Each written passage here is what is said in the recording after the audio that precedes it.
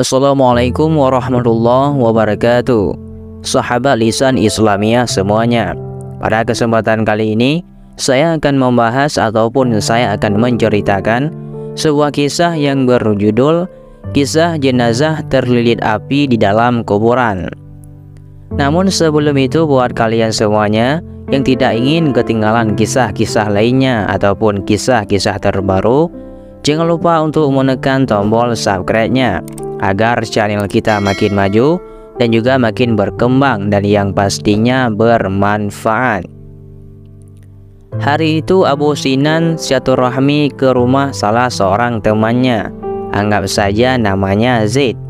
Kebetulan saat itu tetangga Zaid, sebut saja namanya si Fulan, sedang ada musibah, yakni saudaranya meninggal dunia. Inna lillahi wa inna ilaihi raji'un. Sesampainya di rumah Zaid, Abu Sinan langsung diajak takziah ke rumah si Fulan. Tiba di sana, Abu Sinan melihat si Fulan sedang dirundung rasa sedih dan cemas. Bahkan saking begitu sedihnya dan cemasnya, si Fulan sampai menolak kalimat bela sungkawa yang dialamatkan kepadanya.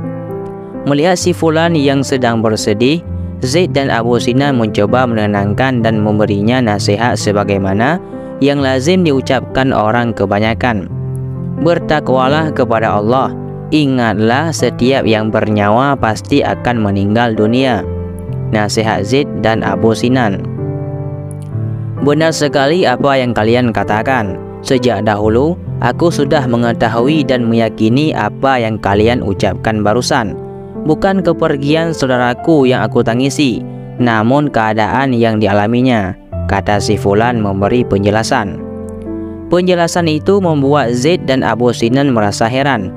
Mereka menduga bahwa si Fulan memang sanggup mengetahui hal-hal gaib.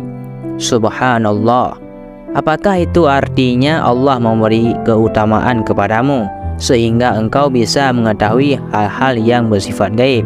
Tanya Abu Sinan dan Zaid. Si Fulan pun tidak menjawab pertanyaan itu, tidak menolak, tidak juga mengiyakannya.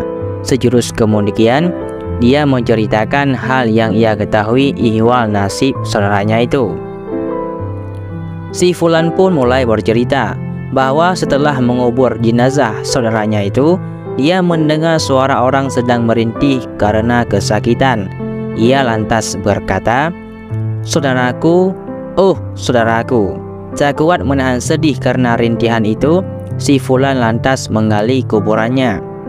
Baru beberapa galian, salah seorang di sebelahnya melarang tindakan itu. "Jangan engkau lakukan itu, wahai Fulan. Tanah kuburan yang berserakan karena telah digali itu dirapikan lagi oleh si Fulan. Namun, sesuatu yang aneh terjadi lagi. Ketika ia berdiri dan akan meninggalkan kuburan, suara rintihan itu terdengar lagi. "Saudaraku, oh saudaraku," ucap si Fulan seperti sebelumnya. Ia kembali melakukan tindakan seperti yang pertama, membongkar kuburan saudaranya, namun lagi-lagi orang di sebelahnya melarangnya. Fulan membatalkan tindakannya itu dan merapikan kembali tanah kuburan. Namun saat ia hendak undur diri, suara rintihan kembali terdengar.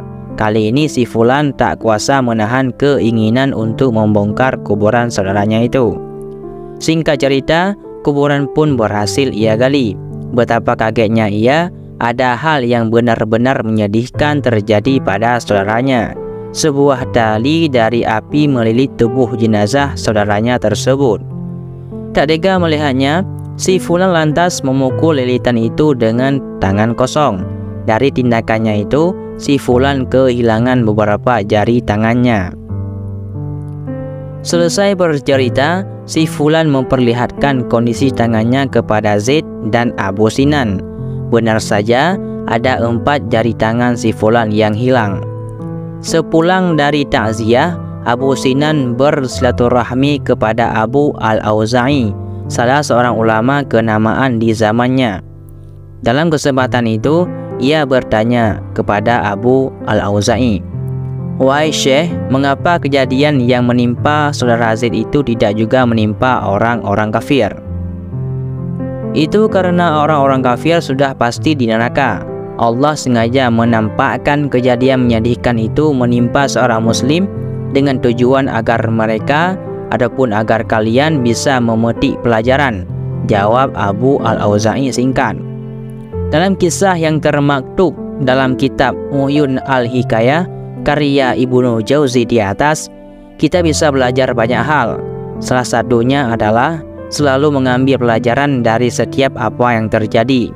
Sebagaimana dijelaskan oleh mayoritas ulama, ketiadaan objek pada kata perintah yaitu Iqra, adapun artinya bacalah, dalam surah Al-Alaq ayat 96, menunjukkan bahwa objeknya bisa saja umum, bisa buku atau selainnya, termasuk setiap apa yang terjadi, baik kejadian itu kita yang mengalami ataupun dialami orang lain dan ataupun kejadian alam.